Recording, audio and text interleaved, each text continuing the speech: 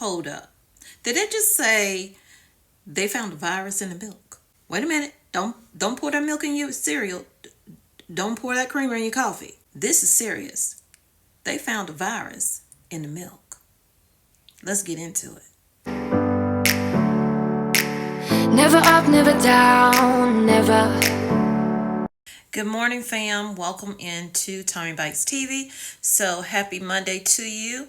I hope you had a really blessed weekend, and we're going to jump right into it. Before we do, take a moment, hit that like button, share the video out, and leave comments. Those things do help the channel get out to more people and help grow the channel.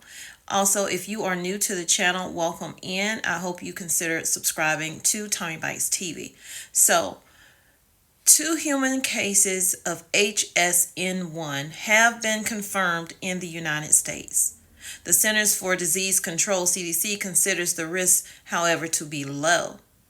But nonetheless, there is a risk.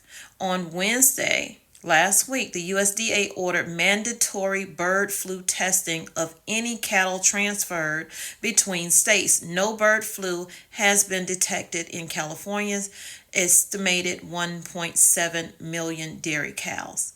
They are saying that bird flu rarely spreads person to person. So human to human contact, they say, is low, but it can happen, but it is rare. It's usually animal to human that it is spread. It is more commonly spread from animal to human. There has been no evidence of sustained human to human spread, although there is always a chance the virus may evolve to transmit among humans more easily. Bird flu is very contagious and often fatal in bird populations. It was first detected in dairy cattle in the U.S. back in March. To date, 33 outbreaks of bird flu have been confirmed in dairy cattle in 8 states. Since the outbreak, the FDA has been evaluating milk from affected animals, the processing system, and the grocery store shelves. So they did do tests of some of the milk in the grocery stores. That being said, 1 in 5 samples from grocery stores have tested positive for bird flu. So why the FDA say it's still safe to drink, I don't know.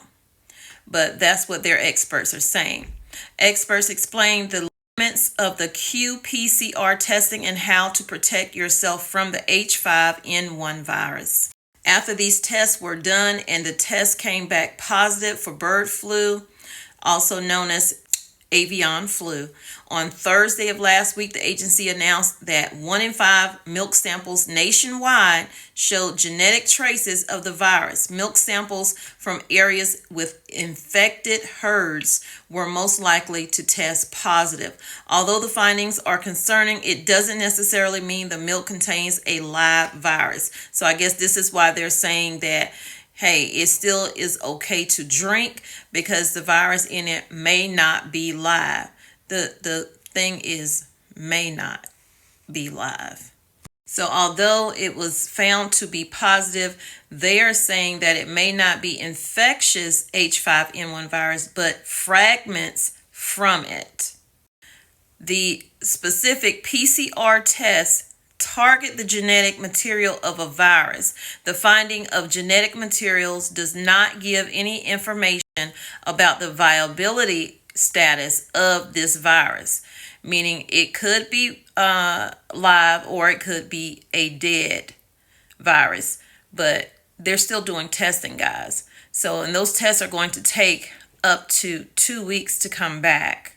So how they're doing the test is to determine any active virus infection in the milk samples. The FDA will perform egg inoculation tests, considered the gold standard for determining viability. With these tests, they inject the sample into the egg to see if the virus replicates or not. While this provides the most sensitive results, it takes longer to complete than other methods. So that's what they're planning to do. Commercially available milk is pasteurized, so they're saying that hopefully all of those bacterial and viruses are killed off in that process of heating up to the degrees that they have to heat up, and they are warning people who are drinking raw milk. Now, when it comes to people drinking raw milk, They pushing back on FDA because they're saying that the fact that raw milk is cutting into the profits of pasteurized milk is why they're trying to get people to stop drinking raw milk. Bird flu is very contagious and often fatal in bird populations. 33 outbreaks of bird flu that have been confirmed in dairy cattle in 8 states, like I told you before. But where they're pushing back is you want us to stop drinking raw milk. So this is why you are warning people about this bird flu, because if it were not for profits and it's all about money, now this is what they're saying, not me, them. If it were not for the profits being eaten into, you would not be saying anything at all. There are some groups of people with job-related or recreational exposures to birds or other infected animals are at risk of this infection. They should take appropriate precautions to protect against the bird flu. Regarding the safety of the milk, pasteurization results in a greater than 99.999% reduction in the infectious virus in contaminated milk, likely eliminating transmission. Those transmissions, they're saying, are from unpasteurized milk from an infected animal if ingested. Any humans that are infected with bird flu can be effectively treated with antiviral Tamiflu, according to Bloomberg. Although the jump into cattle is recent, bird flu has been on the radar for years. The first human cases were reported in China in 2020. We have been working closely with the Division of Infectious Disease Preparation since before COVID-19 pandemic. Listen to that. They've been working on this before COVID-19 pandemic. If there are any suspected cases of bird flu in humans, UC Davis Health has the test already ready for you. There is a dairy farmer who is saying that he no longer uses raw milk in his coffee. It's all smoke and mirrors, she says. Phoenix-based Sprouts Farmers Market has more than 400 grocery stores and is the largest publicly held U.S. seller of raw milk. Raw milk is also being sold in several of Albertsons stores.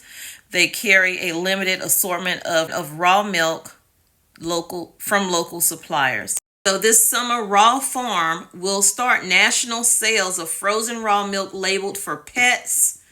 The company's fans are already sharing on social media posts that if they stop us from buying raw milk for humans, we'll just buy the ones for the pets and use it for ourselves. So people are very strong about, I want my raw milk. I don't care what you're saying about about the bird flu. I don't care about any of that, because you're just saying that because your sales are down and you don't want people to buy raw. You want them to buy pasteurized. So the pasteurized versus raw milk war has begun. So let me know what you think down below. Hit the like button, share it out, and just be cautious. I don't drink a lot of milk personally. And when I do, it's, doesn't do my stomach any well. I'll just say that, okay?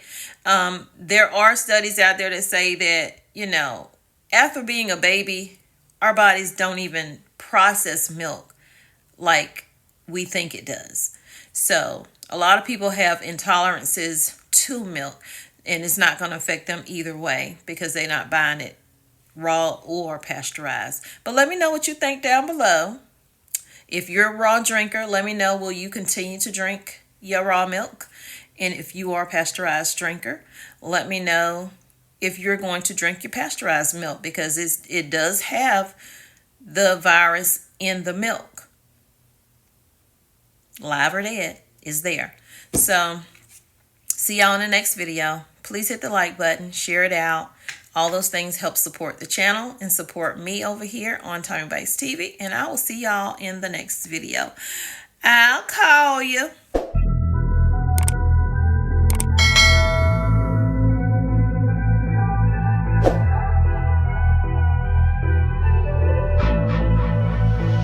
I've been giving you the